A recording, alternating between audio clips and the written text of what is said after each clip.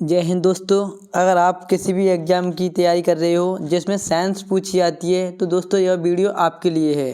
अगर आप इस वीडियो पर आए हैं तो कृपया कम से कम वीडियो को 1 मिनट के लिए ज़रूर देखें। हमारा पहला क्वेश्चन है, इसमें हम आपके लिए सबसे महत्वपूर्ण क्वेश्चन लाए हैं साइंस में, जो सभी रेलवे एनटीपीसी एग्जाम में पूछे जाते हैं।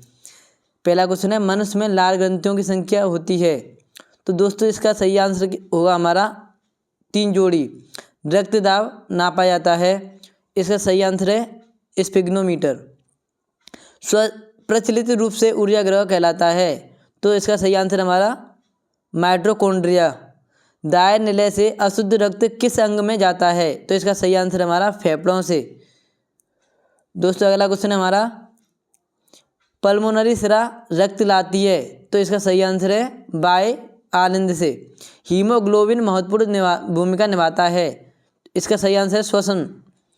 मनुष्य के हृदय में कोष्ठों की संख्या होती है, सही आंसर है 4। गुर्दे की इकाई जो उत्सर्जन की प्रक्रिया में भाग लेती है उसे क्या कहते हैं? तो उसको बोलते हैं नेफ्रॉन या वृक्काणु। दोस्तों अगला क्वेश्चन हमारा, पित्तरस का स्रावण कहाँ से होता है? तो पित्तरस का स्रावण होता है हमारा पित्ताशय से। द्वार कोशिकाएं पाई जाती हैं, तो बात रंध्रों में। मनुष्य में पाचन की शुरुआत किस अंग से होती है? तो हमारा सही आंसर है इसका मुख से। दोस्तों मनुष्य में पाचन की शुरुआत मुख से होती है और समाप्त हो जाता है हमारे छोटे अंग में। अधिकतम पाचन होता है छोटी आंत में। कोशिकीय प्रक्रम में ऊर्जा मुद्रा है, तो सही आंसर है एटीपी। ग्लाइकोजेनेसिस क्रिया में बनता है, तो सही आंसर हमारा ग्लाइकोजन। अगला क्वेश्चन है, मनुष्य में वृक्क किस तंत्र से संबंधित हैं? या मनुष्य में वृक्क एक तंत्र का भाग है जो संबंधित है। तो जो दोस्तों वृक्क संबंधित होता है हमारा उत्सर्जन तंत्र से संबंधित है ये। हमारा अगला क्वेश्चन है, पादपों में जो जाइलम होता है वो किसके लिए उत्तरदायी होता है? तो इसका सही आंसर है हमारा जन के वहन के लिए, स्वपोषी पोषण के लिए आवश्यक है। तो दोस्तों इसका सबसे आवश्यक इसके लिए कार्बन डाइऑक्साइड, क्लोरोफिल और सूर्य का प्रकाश, ये तीनों आवश्यक होते हैं। तो हमारा सही आंसर है ये सभी। कोशिकीय प्रक्रमों में ऊर्जा मुद्रा होती है, तो एटीपी। निम्नलिखित समीकरणों में से कौन सा समीकरण प्रकाश संश्लेषण प्रक्रिया का माना जाता है? तो इसका सही आंसर हमारा 6 carbon dioxide plus 12 H2O plus chlorophyll plus सूर्य का प्रकाश, ये मिलके बनाते हैं हमारा ग्लूकोज प्लस ऑक्सीजन प्लस जल। अगला क्वेश्चन है, यकृत स्रावित करता है, तो इसका सही आंसर हमारा पित्तरस। पादपों में वायु प्रदूषण कम करने वाली प्रक्रिया है, तो प्रकाश संश्लेषण। यूरिया का निर्माण होता है, तो हमारा होता है यकृत में। फ्लोएम द्वारा भोजन का स्थानांतरण होता है, तो सुक्रोज के रूप में। अगला क्वेश्चन है, प्रकाश संश्लेषण अभिक्रिया में मुक्त ऑक्सीजन का स्रोत क्या होता है? तो हमारा सही आंसर है जल। पौधों में फ्लोएम का कार्य होता है, तो सही आंसर है हमारा खाद्य पदार्थों का स्थानांतरण। डिक्सन एवं जॉली संबंधित है, तो रसारोहण से। अगला क्वेश्चन है, आहार नाल के पेशीय संकुचन को क्या कहते हैं? तो सही आंसर हमारा कृमाकुंचन। ग्लाइकोलिसिस प्रक्रिया में क्या अंतिम उत्पाद प्राप्त होता है? तो ये होता है हमारा पायरुविक अम्ल।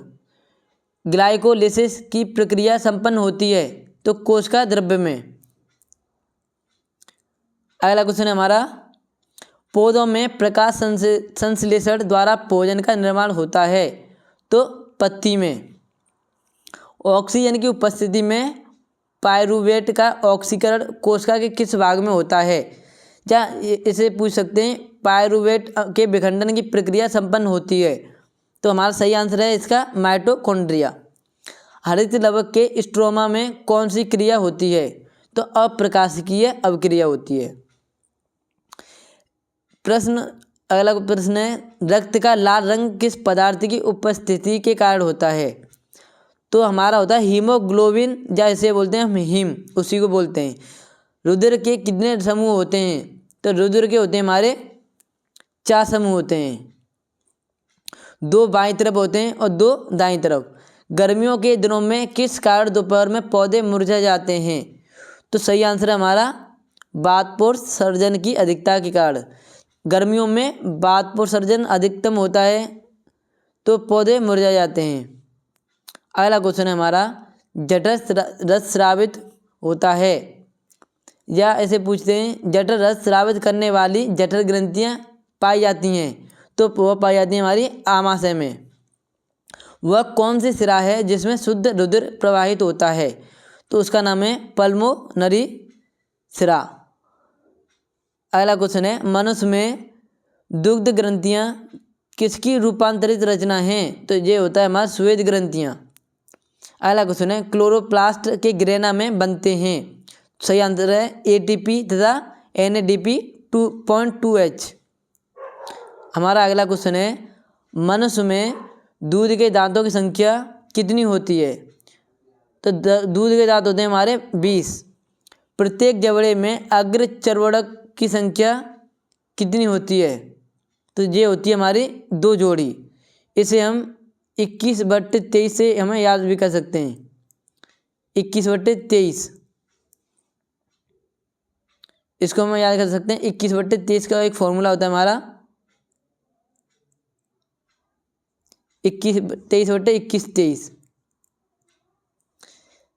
जिसमें हमारे चर्वणक होते हैं हमारे 3 और 3 6 होते हैं, अग्र चर्वणक होते हैं हमारे 2 और 2 4। पौधों में पत्तियों तक जल तथा खनिज लवण स्थानांतरित होते हैं। तो सही आंसर है जाइलम द्वारा। ऊर्जा की मुद्रा क्या है? तो बोलते हैं हम एटीपी, एडिनोसिन ट्राइफॉस्फेट।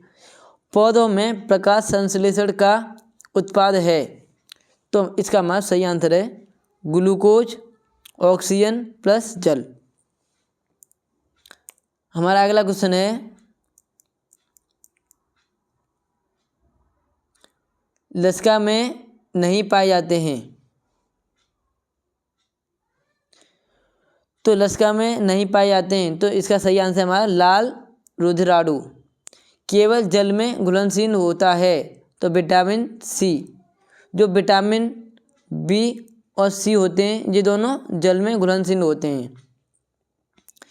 शरीर के बाहर से ऑक्सीजन को ग्रहण करना तथा कोश की आवश्यकता के अनुसार खाद्य स्रोत के विघटन को क्या कहते हैं? तो इसका हमारा सही आंसर है श्वसन। वे प्रक्रियाएं जिनमें जटिल कार्बनिक अणु सरल अणुओं में टूटते हैं उसे बोलते हैं हम अपचयी अभिक्रियाएं। अगला है हमारा चर्मदाह या पेलाग्रा रोग। जो हमारा ये रोग है पेलाग्रा रोग किस विटामिन की कमी से होता है? तो इसका सही आंसर हमारा विटामिन B5। अगर ये ऑप्शन में ना हो तो हम लगाना है विटामिन B3। अगला क्वेश्चन है, क्लोरोफिल अवशोषित करता है। तो सही आंसर हमारा प्रकाश ऊर्जा को। निम्नलिखित में से कौन विषमपोषी नहीं है? तो सही आंसर हमारा मनी प्लांट। मूत्र निर्माण होता है, सही आंसर है वृक्क। अगला क्वेश्चन है, लार में कौन सा एंजाइम पाया जाता है? तो लार में हमारा एमाइलोज एंजाइम पाया जाता है। वह जैव प्रक्रम जिसके द्वारा हानिकारक पदार्थों का निष्कासन शरीर से होता है उसे क्या कहते हैं? उसे कहते हैं उत्सर्जन।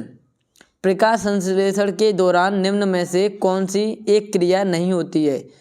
सही आंसर है इसका ग्लूकोज का पायरुविक अम्ल में विखंडन।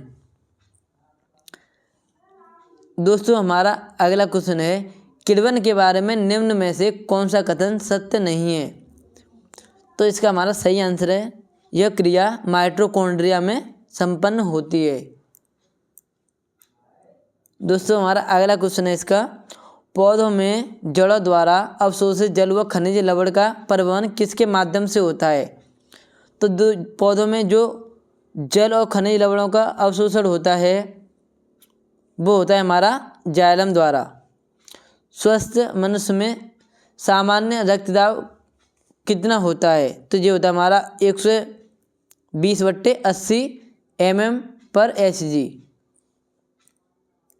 अगला क्वेश्चन है, जठर ग्रंथियाँ कहाँ उपस्थित होती हैं? तो दोस्तों इसका हमारा सही आंसर है